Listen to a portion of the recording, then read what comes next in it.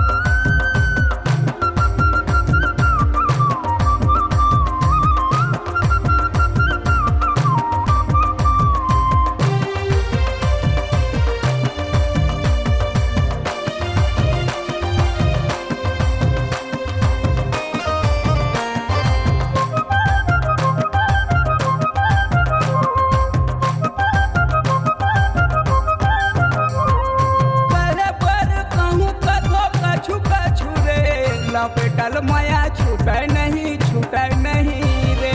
पाँचों पल्ला बने तसु हाथे सब रे, नहीं लागे भुक्ता बोखा वाथे बने रे।